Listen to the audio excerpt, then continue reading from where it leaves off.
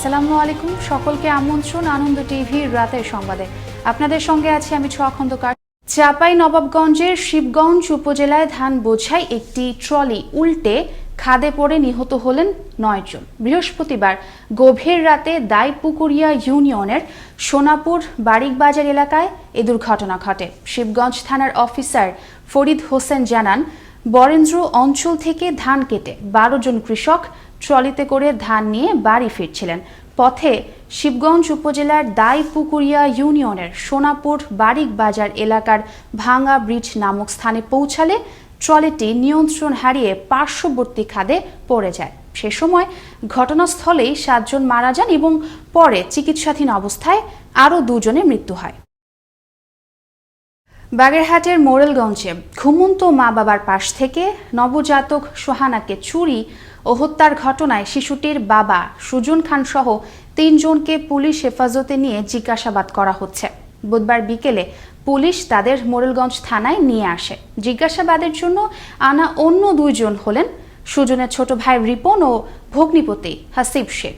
এদিকে মরদেহ উদ্ধারের পর পুলিশের পাশাপাশি ঘটনাস্থল পরিদর্শন করেছেন Police Bureau of Investigation PBI ও অপরাধ তদন্ত বিভাগের আলাদা 2টি টিম। 2021 সাল নাগাদ আরও 129টি নতুন ফায়ার স্টেশন স্থাপন করা হবে। এর মধ্য দিয়ে ফায়ার স্টেশনের সংখ্যা দাঁড়াবে 565টি। এছাড়া আরও 11টি আধুনিক মডেল ফায়ার স্টেশন স্থাপনের পরিকল্পনা রয়েছে বলে জানিয়েছেন স্বরাষ্ট্রমন্ত্রী আসাদুজ্জামান খান কামাল। বৃহস্পতিবার ভিডিও কনফারেন্সের মাধ্যমে ফায়ার সার্ভিস ও সিভিল ডিফেন্স সপ্তাহ 2020 উদ্বোধনকালে তিনি এসব কথা বলেন। শাহিন রেজার ক্যামেরায় জয়নাল আবেদিন জানাচ্ছেন বিস্তারিত। বৃহস্পতিবার সকালে রাজধানীর মিরপুর 10-এর ফায়ার সার্ভিস ও সিভিল ডিফেন্স ট্রেনিং সেন্টারে ভিডিও কনফারেন্সের মাধ্যমে ফায়ার সার্ভিস ও সিভিল ডিফেন্স সপ্তাহ 2020 উদ্বোধন করেন স্বরাষ্ট্রমন্ত্রী। এ সময় মন্ত্রী বলেন, এখনো পর্যন্ত দেশ জুড়ে স্থাপিত ফায়ার স্টেশনের সংখ্যা 436টি। 2021 সালে আরও 129টি নতুন ফায়ার স্টেশন স্থাপন করা হবে। এর ফলে তখন ফায়ার স্টেশনের সংখ্যা দাঁড়াবে 565টি। আমাদের ফায়ার স্টেশন ছিল 204টি। বর্তমানে সারা দেশে ফায়ার স্টেশন হলো 436। অর্থাৎ আমাদের সরকার এই দেশে নতুন 230টি ফায়ার স্টেশন চালু করেছে এবং 2021 সাল নাগাদ আমরা আরো 129টি ফায়ার স্টেশন আমরা চালু করতে যাচ্ছি।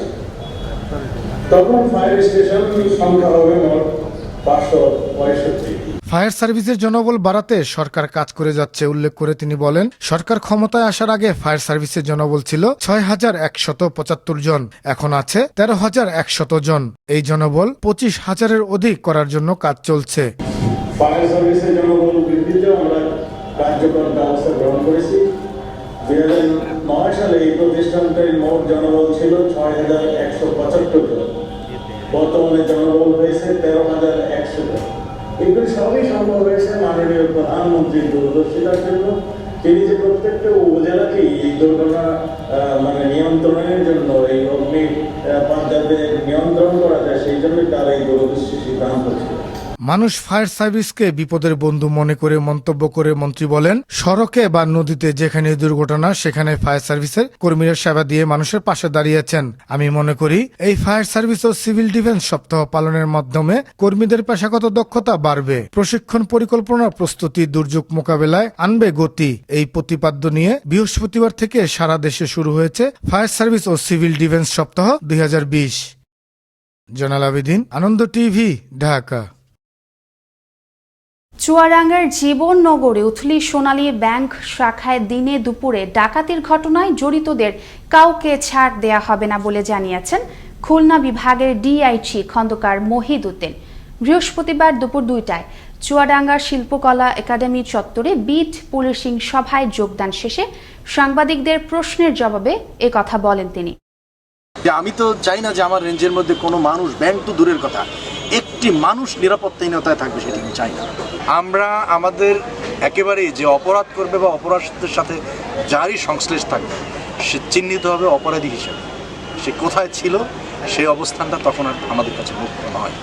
সারা দেশের মতো রংপুরেও চলছে কালেক্টরেট সহকারী সমিতির কর্মবিরতি। সমিতির কেন্দ্রীয় কমিটি ঘোষিত পদবি পরিবর্তন ও বেতন গ্রেড উন্নীতকরণের দাবিতে সকাল ৯টা থেকে বিকেল ৫টা পর্যন্ত চলে লাগাতার কর্মবিরতি। এতে সমিতির নেতারা বিভিন্ন দাবিতে বক্তব্য প্রদান করেন। আমরা দাবি আদায়ের জন্য নামছে আমাদের দুইটা দাবি, সেটা সচিবালয়ের পদ পদবি পরিবর্তন করতে হবে এবং বেতন গ্রেড উন্নীত করতে হবে। কোথাও কোনো কাজ করতে পূর্ণ দিবস আমাদের কর্মবিরতি চলছে শান্তিপূর্ণভাবে। আমরা পুনরায় সরকার বাহাদুরকে অনুরোধ করবো আমাদের এই যৌক্তিক দাবিটা যেন মানিয়ে নেয়। আজকে রংপুর শুধু না, গোটা 64টা জেলায় এই কর্মসূচি পালন হচ্ছে। ঢাকা ময়মনসিংহ মহাসড়কের ভালুকা বাপদার মোড়ে মোটর সাইকেল চোখে সিড স্টোর যাওয়ার পথে সড়ক দুর্ঘটনার মৃত্যু হল সেলিনা আক্তার নামের এক গৃহবধূর। উপজেলার রাংচাপড়া থেকে মোটর সাইকেলে বাড়ি ফেরার পথে একটি যাত্রীবাহী বাস ও বালি বোঝাই ট্রাকের মাঝে পড়ে মোটরসাইকেল থেকে ছিটকে পড়েন। একই সময় অপর একটি গাড়ি তাকে চাপা দিলে ঘটনাস্থলেই গৃহবধূর মৃত্যু হয়। ফায়ার সার্ভিস কর্মীরা লাশ উদ্ধার করে হাইওয়ে পুলিশে হস্তান্তর করে। গোপালগঞ্জ শহর সংলগ্ন গোবরা মাদ্রাসা পাড়া থেকে গেল শনিবার রাতে 9 বছরের শিশু সন্তান হাফিজুর শেখকে বাড়ির ভাড়াটিয়া অপহরণ করে নিয়ে যায়। এ ব্যাপারে মামলা হলে বৃহস্পতিবার ভোর রাতে শিশুকে পাবনা থেকে উদ্ধার করতে সক্ষম হয় পুলিশ। অতিরিক্ত পুলিশ সুপার মোহাম্মদ সানোয়ার হোসেন জানান, পাবনার সুজানগর উপজেলার তাঁতিবন্ধু গ্রামে আসামি বাবুল হোসেনের নিজ বসত বাড়ি থেকে শিশুটিকে উদ্ধার করা হয়। এ সময় আসামি বাবুল সহ অপর এক সহযোগীকেও আটক করে পুলিশ। যেন এক পাখিদের রাজ্যে পরিণত হয়েছে জাহাঙ্গীরনগর বিশ্ববিদ্যালয়। প্রতি বছরের মতো এবারও অতিথি পাখিরা এসে ভিড় করছে জাহাঙ্গীরনগর বিশ্ববিদ্যালয়ের জলাশয়গুলোতে। পাখিদের কলকাকলিতে মুখর এখন পুরো ক্যাম্পাস। পাখির আগমনে ক্যাম্পাসের সৌন্দর্য বেড়েছে বহুগুণ। ক্যাম্পাস ঘুরে এসে আব্দুস সাত্তারের প্রতিবেদনে আরও জানাচ্ছেন ফয়সাল মাহমুদ। বছরের অক্টোবর নভেম্বরে শীত প্রধান দেশ সাইবেরিয়া, মঙ্গোলিয়া, চীন, নেপাল ও ভারতে প্রচুর তুষারপাত হয়। শীতের তীব্রতা থেকে বাঁচতে পাখিরা উষ্ণতার খোঁজে পাড়ি জমায় বিভিন্ন নাতিশীতোষ্ণ দেশে। এ সময় হাজার হাজার পরিযায়ী পাখি নাতিশীতোষ্ণ দেশ বাংলাদেশে আসে। দেশের যে সকল এলাকায় এসব পরিযায়ী পাখি আসে তার মধ্যে জাহাঙ্গীরনগর বিশ্ববিদ্যালয় অন্যতম। অতিথি পাখি আসে বিদেশ থেকে, অনেক জায়গা থেকে, তো সব মিলিয়ে আমি অনেক মজাই পেয়েছি। পরিবেশটা অনেক সুন্দর, ফ্যামিলি নিয়ে আসি। অতিথি পাখি এখানে সংরক্ষণ ব্যবস্থাটাও খুব ভালো। বিশ্ববিদ্যালয়ের লাল শাপলায় ঢাকা জলাশয়গুলো যেন পূর্ণতা পেয়েছে পরিযায়ী পাখির উপস্থিতিতে। ক্যাম্পাসের আকাশ ও জলাশয়গুলো জুড়ে এখন পাখিদের বিচরণ। পাখিদের কলকাকলি আর খুনসুটিতে মুখর হয়ে উঠেছে পুরো ক্যাম্পাস। সকালে কিচিরমিচির শব্দে ঘুম ভাঙে শিক্ষার্থীদের। জাহাঙ্গীরনগর বিশ্ববিদ্যালয়ের জলাশয়গুলোতে আসা বেশিরভাগ পাখি হাঁস জাতীয়। এদের মধ্যে সবচেয়ে বেশি সংখ্যক পাখি ছোট সরালি, আর বাকিদের মধ্যে রয়েছে বড় সরালি, ল্যাঞ্জা হাঁস, খুন্তে হাঁস, ভুঁতি হাঁস ও ঝুটি হাঁস। প্রতি বছরই তো শীতে পাখি আসে, আর প্রতি বছরে মাশাআল্লাহ মানে অনেকেই দেখতে আসে। এবার করোনার কারণে হয়তো বা লোক অনেক কম, মানে এইবার অনেক বেশি আসছে, মানে গতবারের চেয়ে। ভালো লাগে, এখানকার পরিবেশও অনেক ভালো। প্রাণীবিদরা বলছেন, করোনার কারণে এবার বিশ্ববিদ্যালয় বন্ধ থাকায় লোক সমাগম কম, তাই পাখিরাও খুব স্বাচ্ছন্দ্যে ক্যাম্পাসে ঘুরে বেড়াচ্ছে। যেহেতু এবার দর্শনার্থীর কোনো চাপ নেই, এই কারণে এই দুটি লেকে এরা স্বাচ্ছন্দ্যে বেশ ভালোভাবেই প্রয়াস করছে। এখন হলগুলোও সব ভ্যাকান্ট, তো সেই জন্যে এখন পাখিরা মনে হয় লাস্ট ইয়ারের চেয়ে এবার পাখি আর্লি এসছে, এবং পাখিদের সংখ্যাও মনে হচ্ছে যে বাড়ছে আস্তে আস্তে। মহামারী করোনার কারণে বিশ্ববিদ্যালয় বন্ধ। লোক সমাগম না থাকার কারণে পরিযায়ী পাখিদের নিরাপদ আশ্রয় কেন্দ্র হিসেবে গড়ে উঠেছে জাহাঙ্গীরনগর বিশ্ববিদ্যালয়। ফয়সাল মাহমুদ, আনন্দ টিভি, ন্যাশনাল ডেস্ক। বৃহস্পতিবার হবিগঞ্জে ব্যাটারি চালিত ইজি বাইকের স্ট্যান্ড দখলকে কেন্দ্র করে দুদল গ্রামবাসীর মধ্যে সংঘর্ষ হয়। এতে আহত হয় কমপক্ষে 50 জন। খবর পেয়ে পুলিশ ঘটনাস্থলে গিয়ে পরিস্থিতি শান্ত করতে 8 রাউন্ড টিয়ার সেল নিক্ষেপ করে। সংঘর্ষে আহতদের সদর আধুনিক হাসপাতালে চিকিৎসা দেওয়া হচ্ছে। গাজীপুরের কালিয়াকৈরে লামিয়া নামে 4র্থ শ্রেণী এক ছাত্রীর গলা কাটা লাশ উদ্ধার করল পুলিশ।